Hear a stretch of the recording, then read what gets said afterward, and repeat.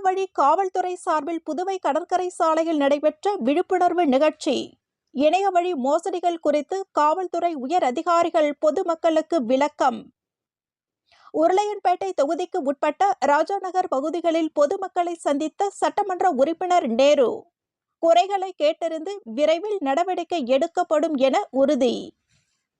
காலாப்பட்டு தொகுதி மகிழா காங்கிரஸ் சார்பில் நடைபெற்ற கண்டன ஆர்ப்பாட்டம். சமையல் எரிவாயு விலை உயர்விற்கு கண்டனம்.